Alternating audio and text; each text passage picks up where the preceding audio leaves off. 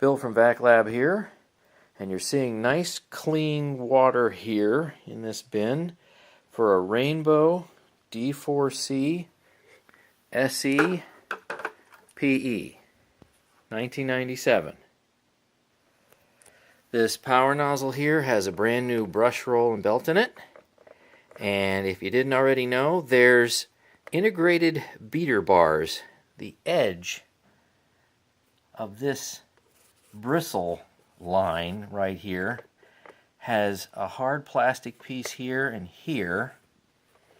Does it on both sides, and this provides really good agitation to the carpet. The bristles are of medium length and they are medium soft. They are not stiff. You can see that the tufts are fairly well spread apart. So we're going to do sand in the carpet test. You say, well, it's going to go in the water. How on earth are you going to get it out of the water? Well, I'm going to use this. I'm going to pour it into a strainer. Of course, I'm going to have this paper towel in here. And I can show you this pretty quickly. I'm going to strain it through this bowl. And then I have to let the paper towel dry.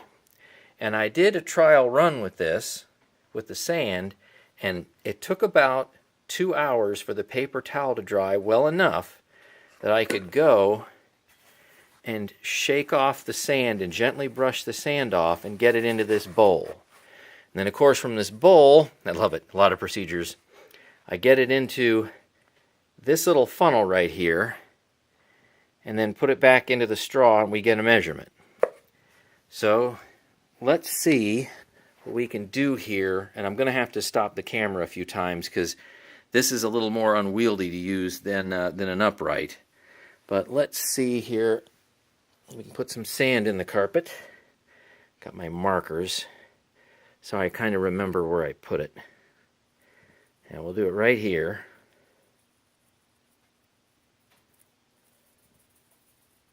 $100 of sand. Mark with a little black line on the straw. And let's go ahead and put it in. And there we go. Okay, so all gone, can't see it.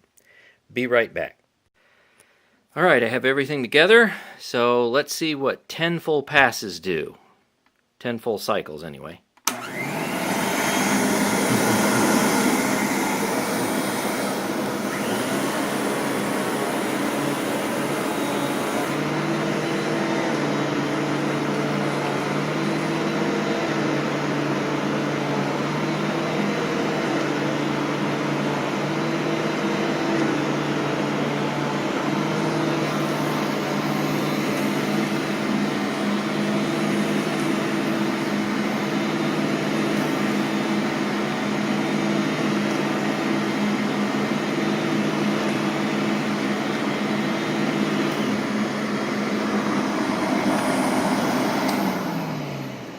Okay, so just some notes. Oh, by the way, this does 33 CFM at the nozzle, and that's at the nozzle.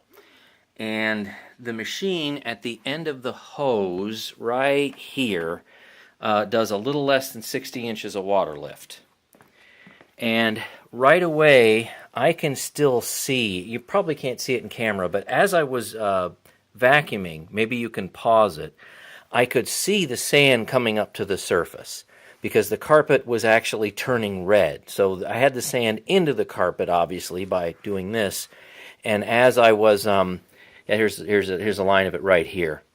As I was vacuuming, I could see it coming up. So I don't know how much is going to be in the bin, in the water bowl, but I can still see that the carpet has a red tinge right here. So let's take a look at the water bowl. Okay, I'm going to pick this up,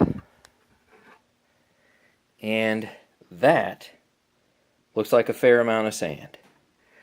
Let me see if I can see what it looks like underneath. That looks like a fair amount of sand indeed. So, a Rainbow D4C SEPE from 1997 looks like it does a pretty good job picking up the sand. That's quite a bit. I'm guessing it's going to have some very good results when I end up putting it back in the straw. But even though I'm going to pause the camera right now, that pause is going to mean about 2 hours of drying time for this paper towel over here with the sand in it. So I'll see you in a couple hours. Just to show you that I've emptied the contents of the bowl here. And it's into the strainer, and you can see how much I've recovered through the paper towel filter. So now I'm going to have to carefully wring this out and then let it dry for a couple hours. And hopefully we'll come back with a good sand recovery. Alright, it's the next day. Just got a little too late last night for me to finish the drying and the stripping of the sand off of the paper towel. So I figured, well, let's let the paper towel really dry out overnight. So this is completely dry. And as you can see, I pretty much got vast majority of the sand out of there. So using this and my straw, let's see how much we can recover. Good news, Rainbow D4C fans. A chart-topping 51 millimeters of recovery of dense sand deep into the carpet. You could see this on the video where the sand was getting bounced up to the top of the fibers.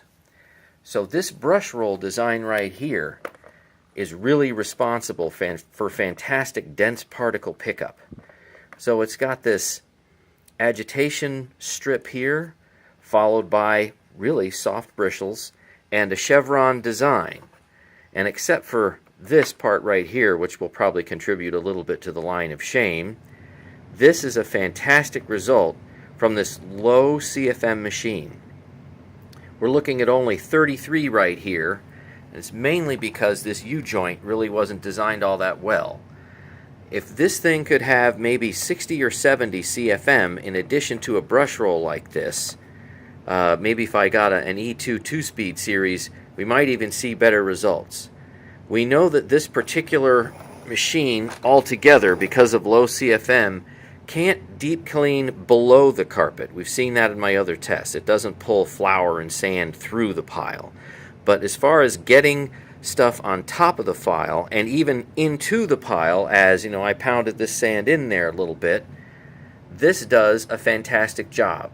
So far, it's a class leader. So 20-year-old D4C fans, rejoice! What do you think? Like, comment, and subscribe. Until then, see you later.